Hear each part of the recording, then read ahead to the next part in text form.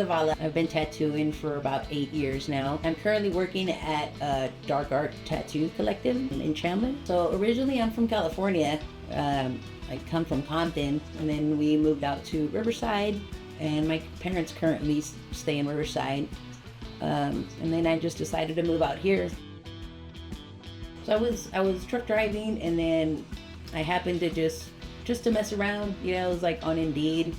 I was on the toilet, and I was just like, man, I really need to try and find something that's gonna, make my life better. So I was on Indeed, and I found a shop, and there was this lady, and she was one of the first women owners in Arizona. I kind of did some research on her, and she was cool, and she gave me a shot, so I did a full apprenticeship with her for my 2 years. Yeah, I definitely wanted to build myself and not work for somebody else. I wanted to work for myself and just be passionate about something and being happy, following our happiness. That's what I think. That's what everybody's goal is. I know I always looked at tattoo shops as far as just them being rebellious outside, and I mean, I do remember me always either walking by a tattoo shop or driving by a tattoo shop. I would see it and I would just be like, man, they're just so cool, sitting outside, just smoking cigarettes, and being all rebellious, but that was something that kind of stuck out back in the day.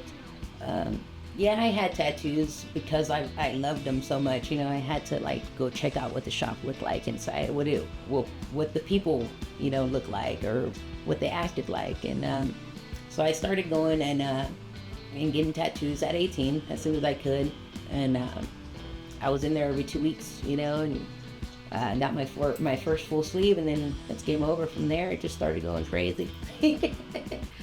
Apprenticeships are rough anywhere you go. Any artist, if they had a proper apprenticeship from anywhere, it's gonna be rough. It's a tough job. You have to gratify a lot of people, and their feelings and everything. So it's tough. I don't want to get into the grimy stuff, but it was tough. It was a tough apprenticeship, but I feel like that's what we need to get better and to strive for something more. To have that little tough love. It was a street shop, old biker shop, and people would just come in and they would be like, hey, let me do this, or whatever. And I mean, I had to be versatile. I had to be ready for anything at any moment, any time of the day. A walk-in came through and they wanted tribal, we had to do it, So I felt like kind of grasped a lot of styles in one.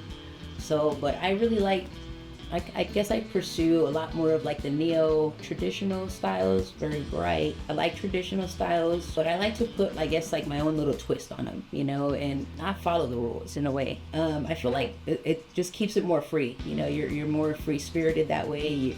The clients fucking love it, they enjoy, when they look at the mirror, they're like, wow, this is fucking so cool.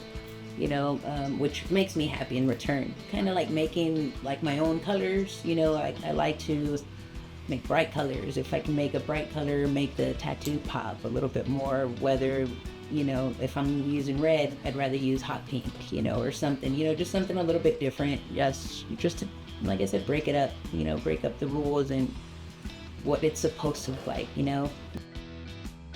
So I mean, it's pretty deep as far as the actual experience, what the sacrifice, that you have to do being a client or myself, we both make sacrifices. So I feel like it's not just a change in our soul, or our character in that session, but I feel like it motivates change, for not only for yourself, but even in that moment, where you're having to deal with pain or whatever, you have to kind of grab your balls, and get to it, and really get through this session that you really want to do, that's going to build your confidence. It's going to make you feel happier, and when I can do that with somebody else being involved, and I'm actually helping their life where they're happier, it's bigger than just tattoos, I definitely think that you have to be mentally strong,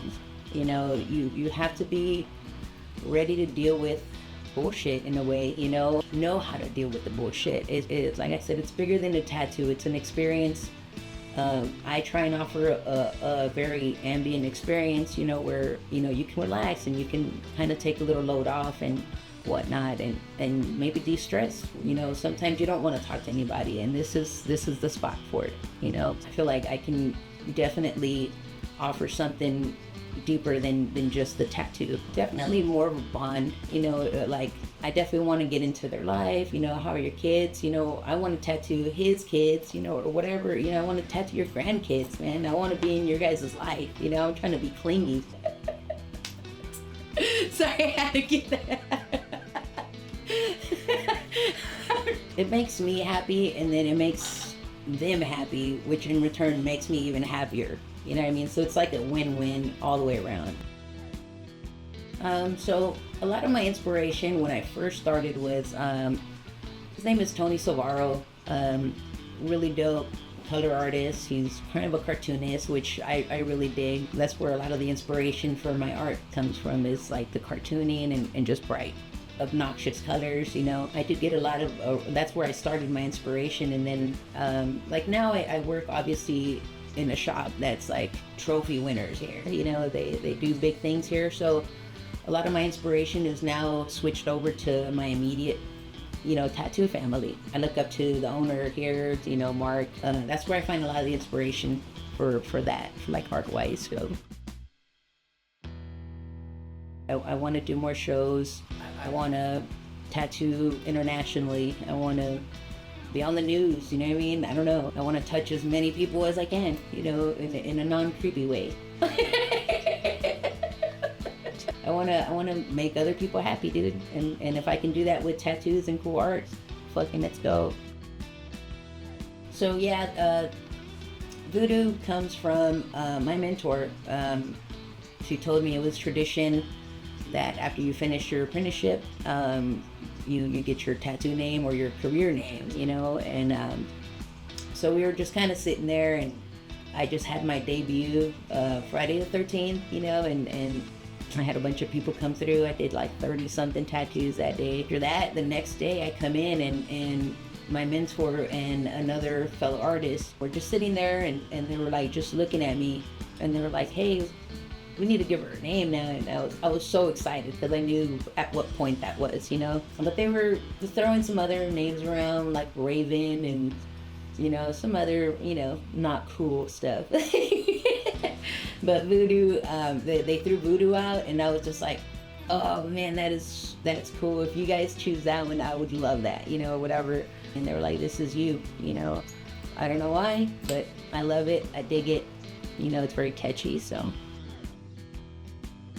I mean, my personality definitely, I feel, helps a lot of people because I have a lot of wisdom in this little noggin, but I feel like that makes my difference, where I'm approaching it as like a therapy in a way, while you're getting something cool and fun at the same time. But, we can always look into deeper issues there.